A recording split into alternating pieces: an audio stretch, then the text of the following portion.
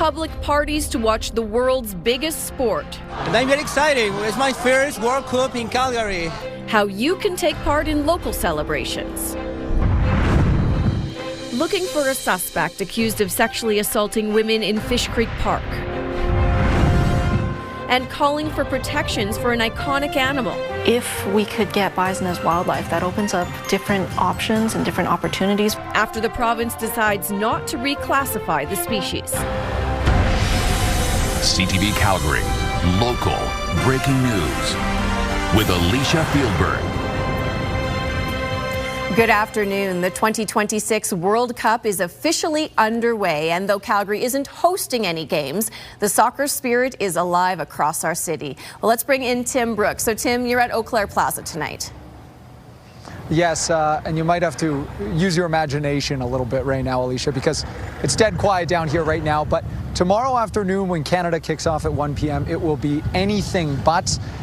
Calgary's biggest watch parties, or supposed biggest watch parties in the city, will be hosted here for all three of Canada's first group stage games and hopefully for a few matches after that. Now, Canada co-hosting, of course, with U.S. and Mexico, and the latter started their tournament today with a win over South Africa, much to the delight of a lot of local fans. You can see here hundreds watch near Bankers Hall and say they're extremely, incredibly, really excited for the next month of competition.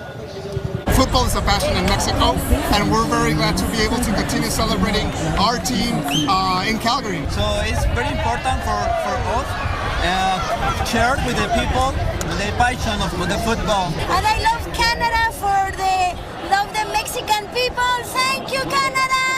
Viva Mexico! Okay, so Eau Claire, Stephen Avenue, of course, not the only viewing venues here in our city over the next month or so. We've actually got a full list on our website of where you can catch World Cup matches, of course, CTV News Calgary.ca. And we have to mention, Alicia, of course, if someone can't make those viewing parties, they can always catch every 2026 World Cup match on CTV. All right, a lot of excitement. Thanks, Tim. A severe thunderstorm watch is in effect for Calgary. So, Danielle, we've already had one roll through. What can we expect? And let's talk about where Tim was at, right? So we have a lot of people outdoors for all of this soccer stuff. And yeah, we do have some heavy rain that's starting to kick into the city right now. We are under severe thunderstorm watch in Calgary. There are some thunderstorms bubbling up off to the west as well. So here's where we have the most likely scenario seeing anything reach the more severe criteria. Calgary down, Highway 2 towards Claresholm, and then off to the west. However, even off to the east, we could have the more severe storms as well, east as far east as Brooks.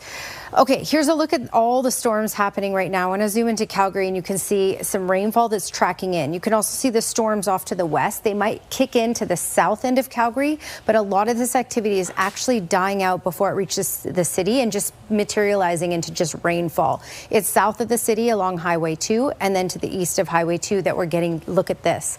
They're really intensifying as they track off to the east. So heads up, eyes on the sky today. Take these ones seriously. 13 degrees is the temperature right now at the airport. Tomorrow is a bit of a different thing. We're looking at rain heavy at times even through tonight and through tomorrow morning, and then it starts to let up by tomorrow afternoon, and then we have some smooth sailing for the weekend. Just your 24-hour forecast brought to you by Fifth Avenue Volkswagen, family owned, community driven. Discover more at Fifth Avenue Volkswagen. Thanks, Danielle. Calgary police say the deaths of a mother and her son in a northeast home is a murder-suicide. Autopsies conducted today found the 7-year-old's death was homicide. Police say the 42-year-old woman was responsible for killing her son and herself, and they're not looking for any other suspects. Now, there was no reported history of family violence. Calgary Board of Education confirmed the boy was a student at Annie Foote School and is offering supports to families. Neighbors are in shock over the deaths. It's quiet, it's a whole bunch of small families. There's 2 schools literally a stone throw away from us. So to hear that something like this is going on in such a quiet little neighborhood is pretty mind-blowing. Now, police are encouraging residents to know the signs of abuse and how to safely support someone who may be experiencing violence. Free and confidential help is available by calling 211. Police have released a composite sketch of the person believed to be sexually assaulting women in Fish Creek Park. Investigators are hoping someone knows the identity of this person and will come forward. Since April, 3 women have reported being sexually assaulted near Sue Higgins Bridge and Mallard Point. Now, in each case, they were approached from behind by a young man or teen on a black BMX bike or e-scooter. A Calgary man has been charged following yesterday's stabbing downtown. Officers found the 25-year-old victim near 7th Avenue and 4th Street Southeast. He was in serious but stable condition. Now Tyree Jordan Alexander has been charged with aggravated assault. Calgary's mayor says he plans to introduce a motion to hold elected officials more accountable while serving in office. Mark Villani is at the courthouse. So Mark, walk us through the details. Alicia, Jeremy Farkas is proposing that council establish a municipal lobbyist registry and further advance accountability measures in an effort to strengthen public trust and transparency. Now, all of this comes on the heels of an RCMP investigation which saw search warrants that were issued and cell phones that were seized back in March of several past and present city council members. Now, Calgary police did file an affidavit in court this week to extend the seizure period of former Mayor Jody Gondek's phone. Police say they are investigating the alleged municipal corruption, obstruction of justice, and fabrication of evidence. Now, none of the allegations have been proven. No charges have been laid, but the affidavit outlines the circumstances of the probe. It centers on a July 2025 council vote on a proposed land use bylaw in Bankview. Gondek wasn't present for the original vote, which ended in a tie. Police allege David White of Civic Works offered campaign donations in an effort to have the motion reconsidered. A second vote passed 8-5 as then Councillor Sean Chu changed his vote and Gondek cast a ballot. A lawyer for White declined to comment. Mayor Jeremy Farkas, meanwhile, says he won't comment either on the active investigation, but believes more should be done to address council integrity. Regardless of the outcome, this situation has raised important questions about how influence is exercised at City Hall and how decisions are made. Calgarians deserve to know who is seeking to influence public policy, who they are meeting with, and on whose behalf they are acting. Transparency is not about any one person or case. It is about building public confidence in our institutions. Now, Farkas says there's no timeline for his proposed motion as of yet, adding the city first needs to review exactly what transparency measures are legally possible here. Now, some councillors are supportive of this measure. Others, though, still not agreeing with this. Ward 2's Jennifer Wyness says, Alicia, that the council should wait for the RCMP to conclude its investigation. Thanks, Mark. Danielle Smith's approval rating has dropped to an all-time low. Now, that's according to the latest Premier ratings from Angus Reid. Alberta's Premier now has a 39% approval rating. That's down from 51% a year ago. 46% of respondents strongly disapprove of her, which is the highest of all the premiers. Angus Reid attributes the change to Smith's decision to add a question about separation to October's referendum.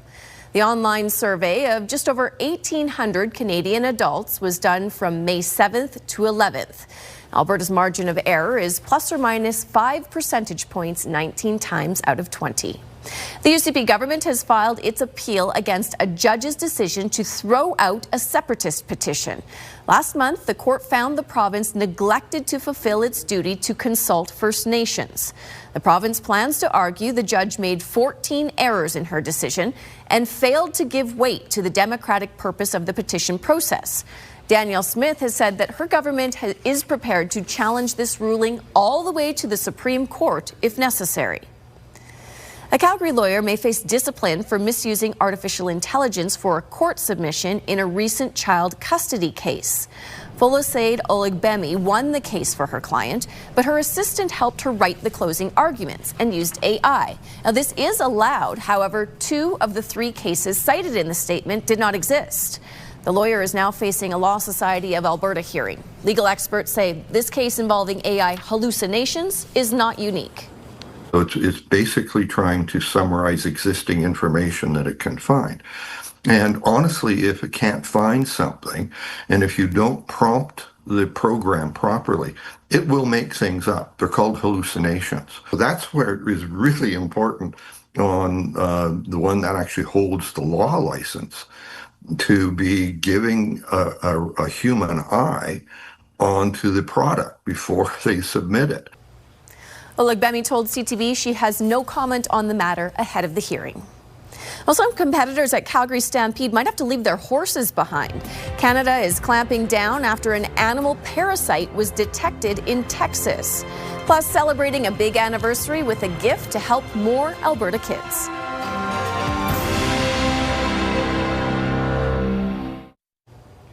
There could be big changes to this year's Calgary Stampede because of a tiny pest. Canada has temporarily banned livestock from Texas, including horses, because of an outbreak of screwworm in that state. Now, it's the first time a case has been confirmed there since 1966. And that means anyone coming to the Stampede might have trouble bringing their horses and will likely need to lease local ones instead. Spruce Meadows is hosting show jumping beginning this week and running until September, but most of those horses come from the west and east coasts. Banff National Park's bison herd continues to grow, but the province has no plans of doing more to protect the iconic species. In 2017, Parks Canada introduced 16 bison into Banff National Park to restore a species that went almost extinct. Now there are approximately 150 of them. Those bison are protected as wildlife, but outside of the park, the animal is considered livestock. Under that classification, they're not protected and can be killed. Animal advocates want that changed to protect them from hunters or ranchers.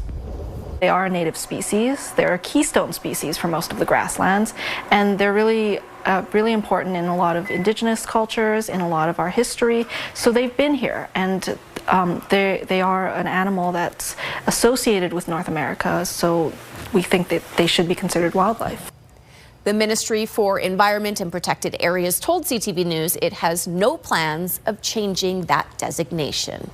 Okay, Danielle, a little bit of rain. A lot of people will still get outside and do their activities, but it's the lightning that might end some plans. Yeah, you can push through the rain.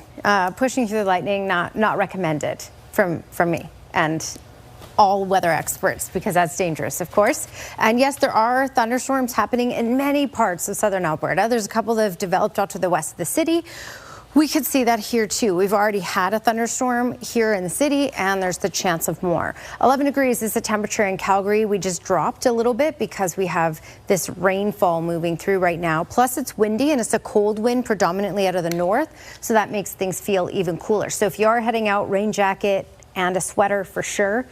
14 degrees in Brooks, 19 in Medicine Hat, still 20 in Milk River, 18 in Pincher Creek. When we look at wind gusts, 70 was the max in Pincher Creek, and around that 30 to 40 range for everywhere else. 30 to 40 range is what you can expect pretty much everywhere for tomorrow, although 50 to 60 for Pincher Creek tomorrow.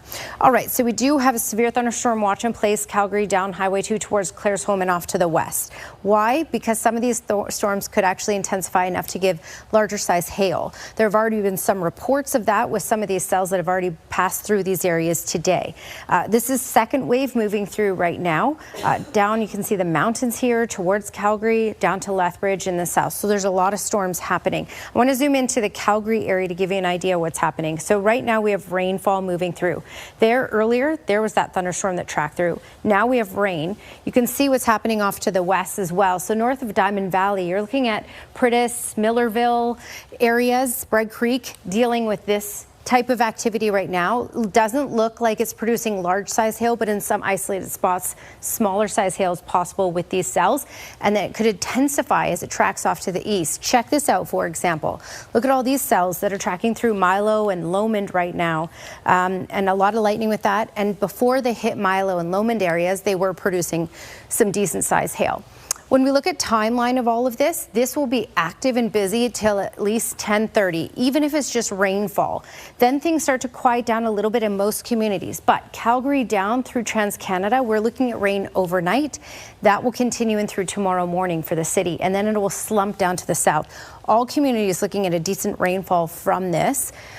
Just the timeline's different. For Calgary, it's tonight through tomorrow. For the far south, they're dealing with it more throughout the day tomorrow. All right, for Calgary, this model just up to 15 millimeters. Most likely we're looking at 10 millimeters in the city, a couple millimeters down towards Lethbridge. The timeline on this is tonight through tomorrow. And again, we start to clear out in the afternoon hours here in Calgary. 13 degrees is our high tomorrow. Breezy, cold wind out of the north still tomorrow, so we'll feel cool as well, just like today. What I have to recommend is Saturday, Sunday, Monday, the temperatures will be nice and warm. The sun will be out. Enjoy it as much as possible, because by Tuesday of next week through much of the rest of next week, it will be very unstable. Thanks, Danielle. Calgary's Woods Homes is getting $4 million to modernize and expand its Bowness campus. Needs of children and families have evolved, our services have grown, and our understanding of mental health, trauma, and recovery has advanced and changed how we do our work. But one thing remains constant: our commitment to helping young people and families thrive and heal. The province is providing the funds to update spaces to support about 80 young people in care. It comes as Woods Homes marks its 100th anniversary. The organization supports about 20,000 children and youth across Alberta each year. Cerebral Palsy Kids is celebrating 75 years of supporting families impacted by the neurological disorder. The charity was started in 1951 by 5 families who had children diagnosed with CP. Now, they were looking at ways to have their kids go to school and be active in the community. The group has always had people with lived experience helping, so parents with children newly diagnosed can turn to other parents for tips and advice. And the support options are growing. There's new things on the horizon with, BCI, with computer interface, and Trexel walking, and housing. Housing is a very big next step for a lot of our families. We have so many kids that don't have the right place to live. So hopefully that we can help contribute to some of those solutions, right? The 75th anniversary of CP Kids is on June 13th, and the organization will be hosting a birthday bash. Canada expects to hire a lot of energy workers in the next decade. Oil and gas demand is just part of that equation. We have a look at what else is driving demand for these jobs.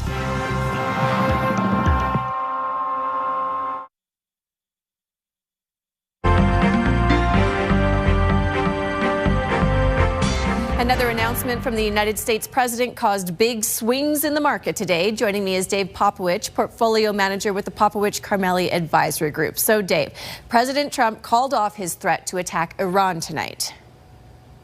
Hi, Alicia. We talked yesterday about the fact that President Trump likes to say stuff, and often when he says stuff, it does move markets. Today was another example of that. To your point, he did call off the military action that was planned for this evening, U.S. Military action against Iran. But he also said this. He said, and I'm going to read this: discussions and final points have been in both concept and great detail approved by all parties involved. Time and place of signing to be announced shortly. Shortly was defined in other communication as the next couple of days. So certainly we can believe, I think, that there won't be any military action tonight. We will have to wait and see again if in the next couple of days we get the details of that. Now, I would add to that this morning there were Iranian sources and also European officials quoted as saying that the peace deal talks between the two sides had intensified. So there is some third-party verification on this. Market loved that message today, and we saw a very strong rally on both sides of the border. And U.S. wholesale inflation is the highest it's been in 3.5 years. That's right, running at 6.5% on a year-over-year basis. 80% of the increase came from energy. This is why President Trump needs those energy prices to come down, get a peace deal in place, because that inflation, although not sticky across the economy yet, if it becomes sticky, presents a real problem. So I think that is, again, welcome news to the market. High price of gas and everything has a lot of people looking to cut costs these days, and Dollarama is capitalizing. Well, they have the cost-conscious shopper. We're all those people right now, and Dollarama is cashing in on it. They beat their profit expectations. And it was a good day today, but that stock had a particularly good day, up 9% on the news. All right. Thanks, Dave. Bye, Alicia. Canada's energy sector will need to hire nearly 73,000 workers by 2035. That's according to a new report from Careers in Energy, a division of a National Energy Safety Association. Now, it says those new workers will replace the nearly 54,000 expected to retire. The report also says labor and skills shortages in Canada's energy sector are expected to begin as early as next year. Last year, the oil and natural gas sector both reached record production level and employed close to 193,000 people across the country. Calgary's mayor wants to bring in a municipal lobbyist registry. Here's Tara Nelson with a look ahead to CTV News at 6. Hi, Alicia. It comes on the heels of an RCMP investigation which saw cell phones seized of several past and present members of City Council. Jeremy Farkas says making lobbyists register will help hold elected officials more accountable. Coming up at 6, we'll hear what current councillors think of that idea. Also ahead, the World Cup kicked off today, and coming up, we'll see which soccer merchandise is selling fast in our city. Alicia. Thanks, Tara. Well, nobody was hurt after a vehicle smashed into a strip mall in the Northeast this morning. The force smashed a window and crumbled a brick wall, so the Calgary Fire Technical Rescue Team was called in to assess the damage. Now, it happened just after 9:30 in the 1900 block of 8th Avenue Northeast. Paramedics assessed the people in the vehicle, and nobody inside any of the businesses were hurt. Well, right now in Calgary, it is raining and 11 degrees. Danielle will be back with all the details after the break.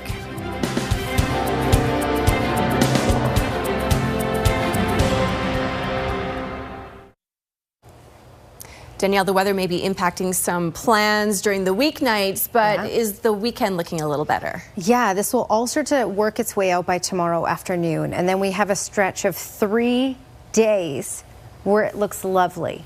Okay, 11 degrees current temperature. Today's high was 17, normal is 20. We're going to get closer to the 20 mark this weekend. So rainfall is possible, even thunderstorms for the evening, then rain overnight through tomorrow morning, and then starting to work its way out by tomorrow afternoon. Still cold tomorrow, still windy, but Saturday, Sunday, Monday looks stable, mainly sunny, and will be in the 20s by Sunday. Thanks, Danielle. The goats are back in Lethbridge's River Valley for another year of grazing. More than 200 goats are now munching up weeds in city parks and will stay there for most of the summer. A herder and a team of trained dogs keep them in line and safe from predators. Invasive weeds such as leafy spurge, wormwood, and thistle are delicious meals if you're a goat. In the parks that we've been doing for the full 8 years, we've seen almost every single site has had a significant decrease, some up to 100%. So there's some areas that we're monitoring where we had very, very dense patches of spurge down to absolutely zero. The City of Calgary also uses goats for weed control. They often spend 2 weeks in August grazing at Nose Hill, where you can see them right here. Now, thanks for joining us. Now here's the early edition of the CTV National News.